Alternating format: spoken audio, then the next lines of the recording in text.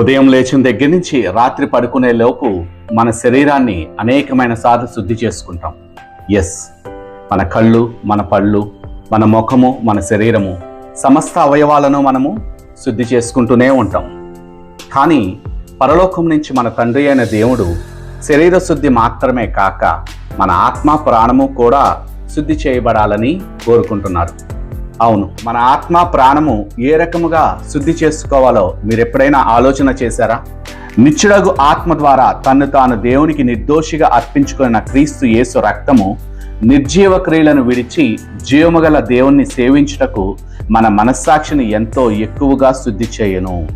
మన మనస్సాక్షికి అంటుకున్నటువంటి కల్మషాన్ని శుద్ధి చేయగలిగే శక్తి క్రీస్తు యేసు రక్తానికి ఉన్నదని హెబ్రీ 9:14 చెప్తుంది. మన ఆత్మని, మన ప్రాణాన్ని యేసుక్రీస్తు రక్తముతో మనము పరిశుద్ధముగా చేసుకోవచ్చు. అలాగే నేను మీతో చెప్పిన మాటను బట్టి మీరు ఇప్పుడు పవిత్రులై ఉన్నారు. యోహాను సువార్త 15:3 మన ప్రభు అయిన యేసుక్రీస్తు స్వయంగా చెప్పిన మాట. ఆయన మాట మనలను శుద్ధి చేస్తుంది. ఆయన మాట మన ఆత్మని, మన ప్రాణాన్ని, మన దేహాన్ని, మన జీవితాన్ని, మనలో ఉన్నటువంటి ప్రతి ఒక్క మలినాన్ని కూడా శుద్ధి చేస్తుంది.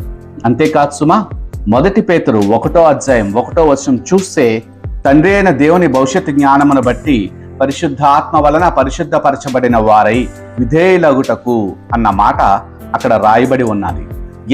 పరిశుద్ధాత్ముడు మనలను పరిశుద్ధపరచడానికే ఈ లోకములో మన మధ్యన ఇంకా సంచరిస్తూ ఉన్నారు.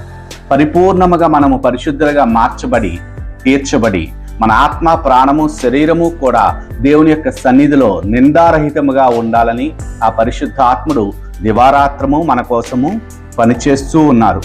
ఆయనకి మనం ఎప్పుడైతే లోబడతామో, ఆయన వాక్యాన్ని ధ్యానిస్తూ, ఆయన రక్తాన్ని మన పైన ప్రోక్షించుకుంటూ, దేవుని ఆత్మ వలన మనం పరిశుద్ధపరచబడుతూ దేవుని సన్నిధిలో నిందారహితులుగా ఉంటామో, అప్పుడు యుగయుగాలు ఆయన సన్నిధిలో బంగారు సింహాసనము పైన జీవిస్తూ ఆయన బిడ్డలుగా సంతోషముగా ఆ మహిమగల లోకములో చిరకాలము ఉంటాము. ఈ విషయం మీకు అర్థం కావాలని నేను తెలియచేస్తున్నాను.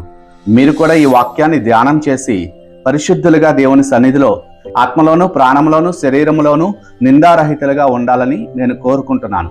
God bless you all.